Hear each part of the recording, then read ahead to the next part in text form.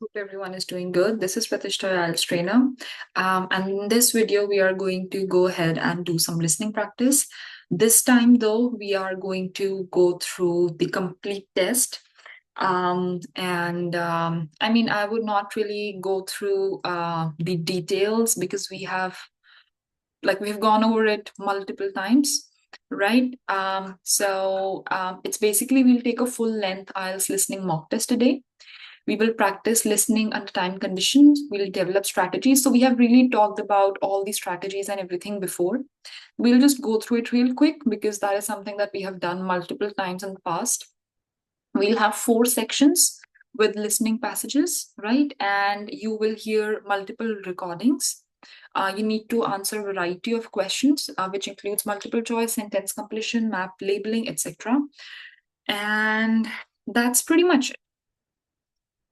Again, first is usually a social context, right? Which is a conversation between two people. That's the first section. Second section is rather a monologue. Third is usually an academic discussion, and fourth is an academic lecture. So this is pretty much the details of what kind of audio to expect in the exam.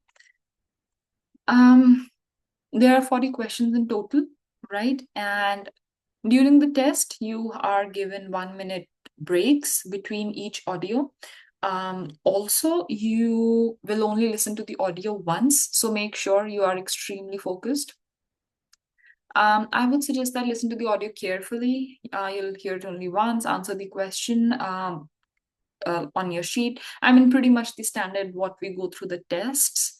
Some common mistakes are not reading the instruction, misunderstanding keywords, not being focused enough, and some spellings and grammar error because it has marks. Then some tips is that you need to improve on listening. You need to actively listen. Remember last time we created summaries, so do that. Focus on key information, use practice tests, so practice a lot, and review your mistakes basically. So I am just going to go ahead and share my screen.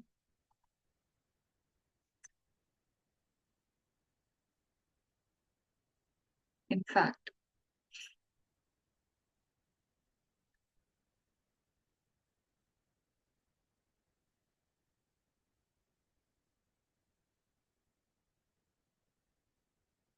this is the question paper that we are supposed to do. And I'm going to play the audio immediately because I don't want to waste a lot of time. Again, let's just get to it. So, Test 2. You will hear a number of different recordings, and you will have to answer questions on what you hear. There will be time for you to read the instructions and questions, and you will have a chance to check your work. All the recordings will be played once only. The test is in 4 sections.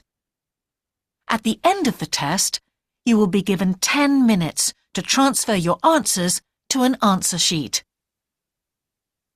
Now turn to Section 1. Section 1. You will hear a student talking to the student accommodation officer at a college. First, you have some time to look at questions 1 to 5.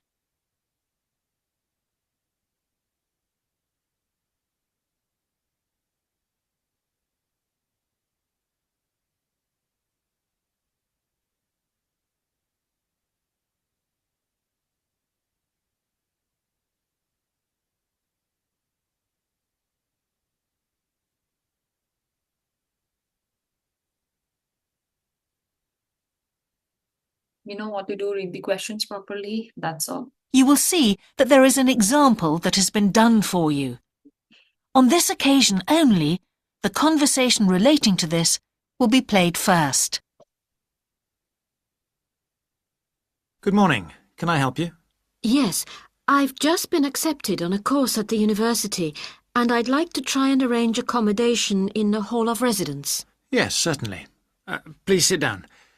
what I'll do is fill in a form with you to find out a little more about your preferences and so forth. Thank you. The student wishes to arrange accommodation in a hall of residence, so hall has been written in the space. Now we shall begin. You should answer the questions as you listen, because you will not hear the recording a second time. Listen carefully and answer questions 1 to 5. Good morning. Can I help you? Yes, I've just been accepted on a course at the university, and I'd like to try and arrange accommodation in a hall of residence. Yes, certainly. Please sit down. What I'll do is fill in a form with you to find out a little more about your preferences and so forth. Thank you. So, first of all, can I take your name? It's Anu Bhatt. Could you spell your name, please? Yes, ANUBHATT. Thanks. And could I ask your date of birth? The 31st of March, 1972. Thank you. And where are you from? India. Oh, right. And, what will you be studying? I'm doing a course in nursing. Right, thank you. And how long would you want to stay in hall, do you think? Well, it'll take 3 years, but I'd only like to stay in hall for 2. I'd like to think about living outside for the 3rd year. Fine. And what did you have in mind for catering?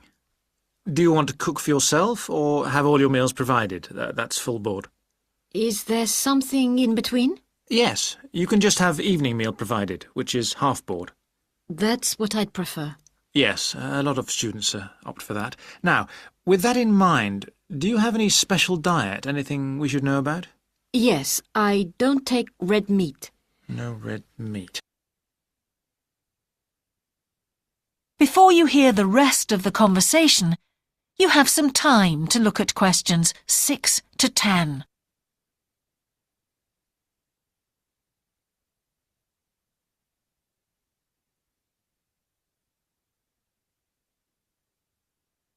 It's only one word or a number for each. It's date of birth, so only 31st March, not the year.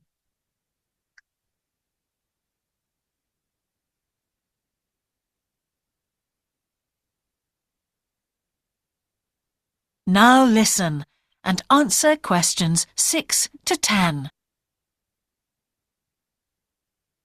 Now, thinking about the room itself, we have a number of options.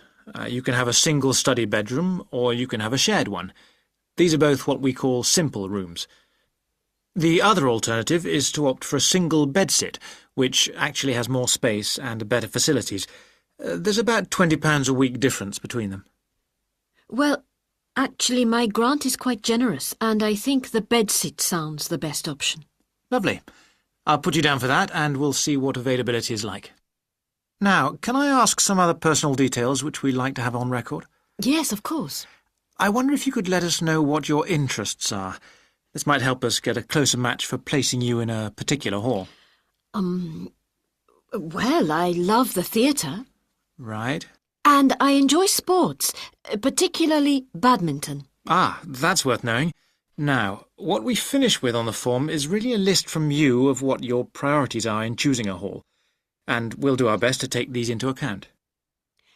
Well, the first thing is I'd prefer a hall where there are other mature students, if possible. Yes, we do have halls which tend to cater for slightly older students. And I'd prefer to be out of town. That's actually very good for you because we tend to have more vacancies in out-of-town halls. Lucky. Yes. Anything else? Well, I would like somewhere with a shared area, a TV room, for example, or something like that. It's a good way to socialise. It certainly is. That's it. Now, we just need a contact telephone number for you. Oh, sure, I'll just find it. It's 667549. Great. So we'll be in contact with you as soon as possible. Correct. That is the end of section 1. You now have half a minute to check your answers. Now, the more complicated one, which is the section 2. So let's get to it.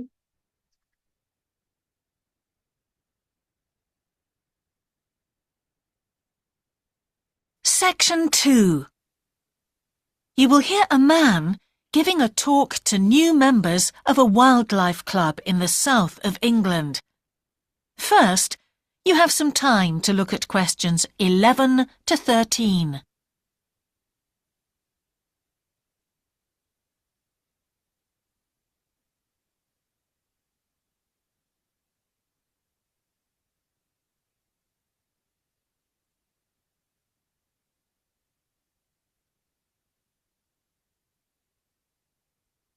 Now listen carefully and answer questions 11 to 13. Hello, I'm delighted to welcome you to our wildlife club and very pleased that you're interested in the countryside and the plants and creatures of this area. I think you'll be surprised at the variety we have here, even though we're not far from London. I'll start by telling you about some of the parks and open spaces nearby. One very pleasant place is Halland Common. This has been public land for hundreds of years, and what you'll find interesting is that the River Ouse, which flows into the sea 80 kilometres away, has its source in the common. There's an information board about the plants and animals you can see here, and, by the way, the common is accessible 24 hours a day. Then there's Holt Island, which is noted for its great range of trees. In the past, willows were grown here commercially for basket making, and this ancient craft has recently been reintroduced. The island is only open to the public from Friday to Sunday because it's quite small, and if there were people around every day, much of the wildlife would keep away. From there, it's just a short walk across the bridge to Longfield Country Park. Longfield has a modern replica of a farm from over 2,000 years ago. Children's activities are often arranged there, like bread making and face painting. The park is only open during daylight hours, so bear that in mind if you decide to go there. Before you hear the rest of the talk, you have some time to look at questions 14 to 20.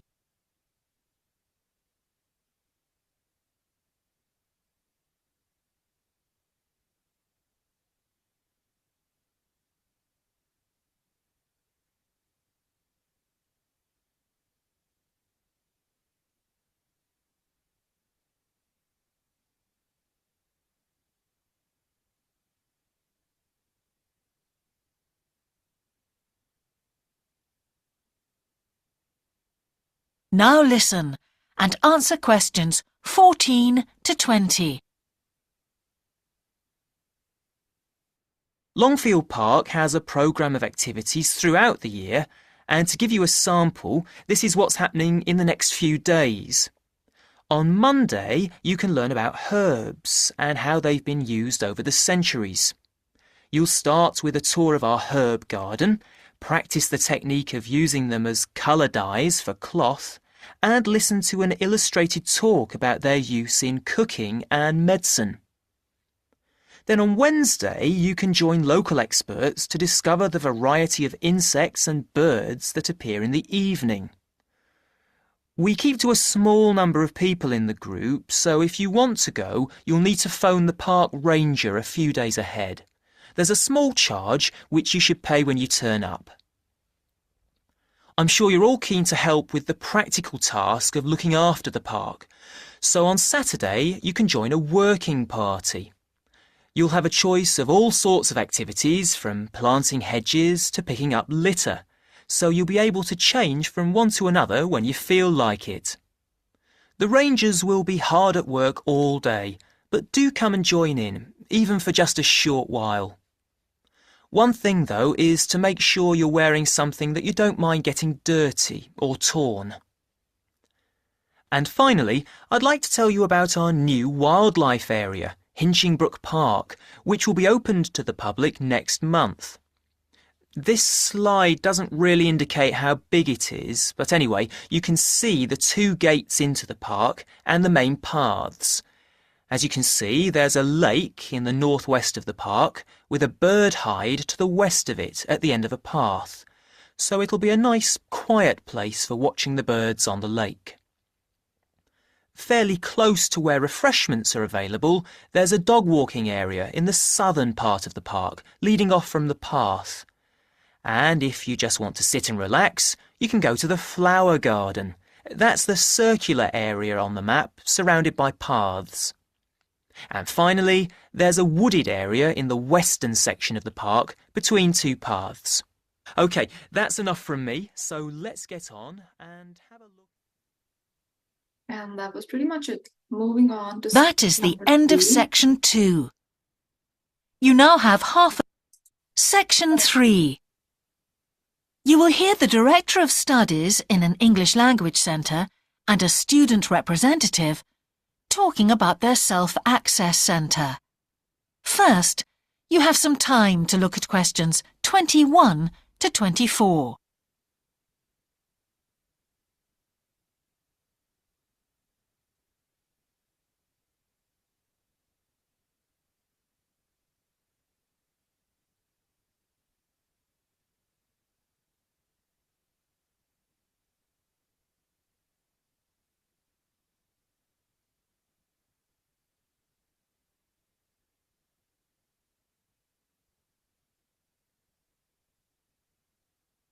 Now listen carefully and answer questions 21 to 24.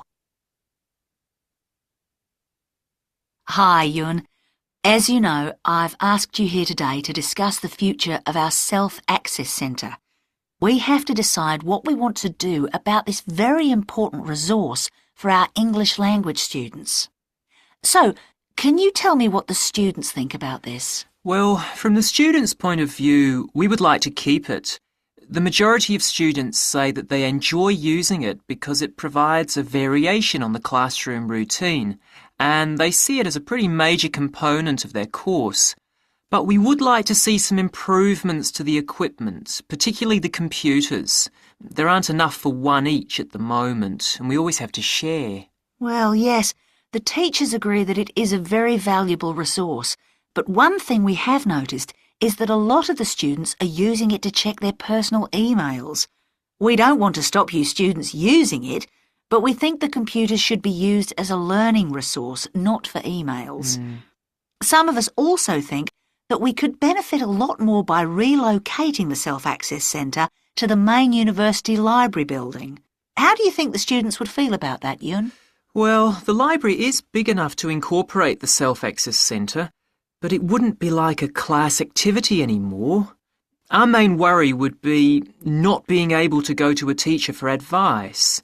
I'm sure there would be plenty of things to do, but we really need teachers to help us choose the best activities. Well, there would still be a teacher present and he or she would guide the activities of the students. We wouldn't just leave them to get on with it. Yes, but I think the students would be much happier keeping the existing setup. They really like going to the Self-Access Centre with their teacher and staying together as a group to do activities. If we could just improve the resources and facilities, I think it would be fine. Is the cost going to be a problem? It's not so much the expense that I'm worried about, and we've certainly got room to do it, but it's the problem of timetabling a teacher to be in there outside class hours. If we're going to spend a lot of money on equipment and resources, we really need to make sure that everything is looked after properly. Anyway, let's make some notes to see just what needs doing to improve the centre. Before you hear the rest of the conversation, you have some time to look at questions 25 to 30.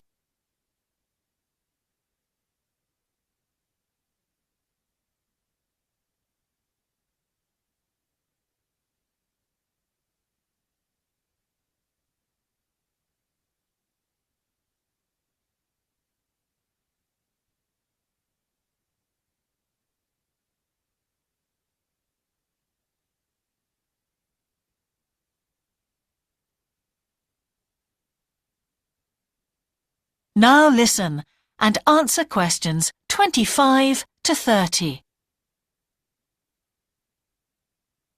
Now, what about the computers? I think it might be a good idea to install some new models. They would take up a lot less room, and so that would increase the workspace for textbooks and so on. That would be great. It is a bit cramped in there at times. What about other resources? Do you have a list of things that the students would like to see improved? Yes, one of the comments that students frequently make is that they find it difficult to find materials that are appropriate for their level, especially reading resources. So I think we need to label them more clearly. Well, that's easy enough. We can get that organised very quickly. In fact, I think we should review all of the study resources, as some of them are looking a bit out of date. Definitely. The CD section especially needs to be more current. I think we should get some of the ones that go with our latest course books and also make multiple copies. Good. Now, I was also thinking about some different materials that we haven't got in there at all. What do you think of the idea of introducing some workbooks? If we break them up into separate pages and laminate them, they'd be a great resource. The students could study the main course book in class and then do follow-up practice in the Self-Access Centre. That sounds good. OK, now finally we need to think about how the room is used. I'll have to talk to the teachers and make sure we can all reach some agreement on a timetable to supervise the centre after class. But we also need to think about security too, especially if we're going to invest in some new equipment. What about putting in an alarm? Good idea. The other thing I'd like to do is talk to our technicians and see whether we could somehow limit the access to email. I really don't want to see that resource misused. What about if we agree to only use it before and after class? Yes, that would be fine. OK, anyway, that's great for now. We'll discuss it further when we've managed to sort. Now the fourth. That is the end of section 3. You now have half of section 4. You will hear the beginning of a lecture about business cultures. First, you have some time to look at questions 31 to 40.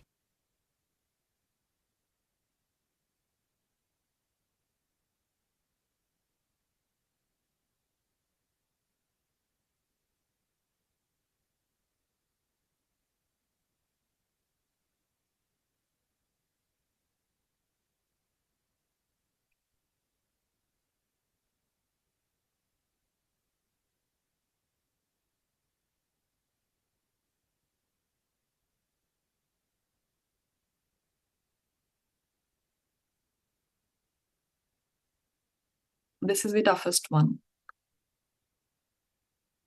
Now listen carefully and answer questions 31 to 40. Good morning, everyone.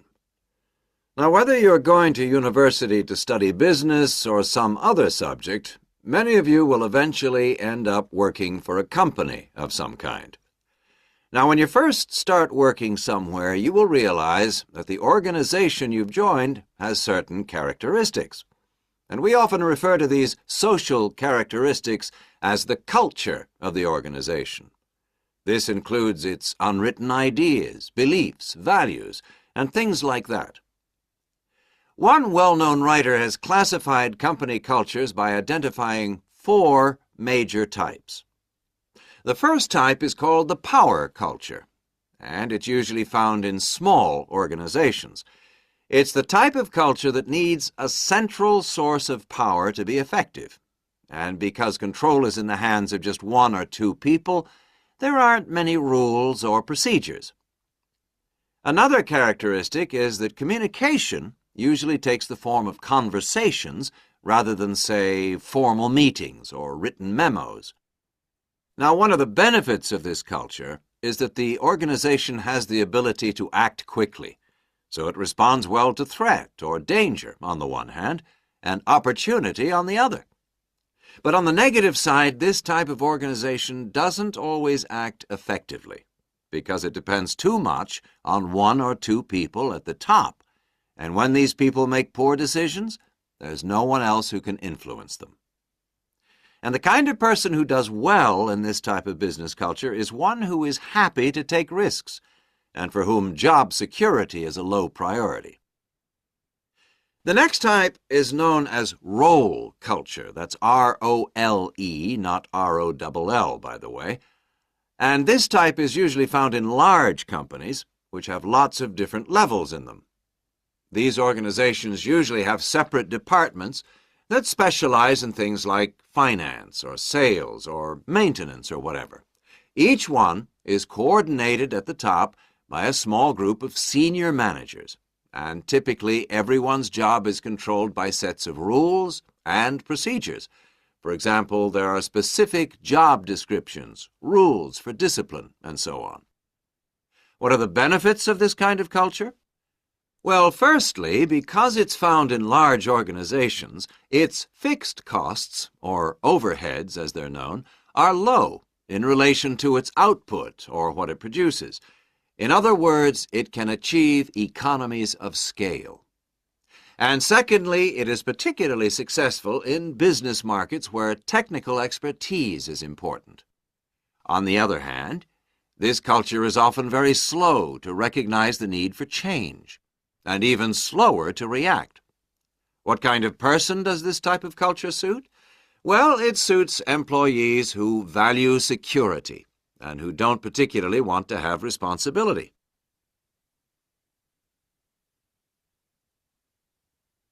Moving on now to task cultures.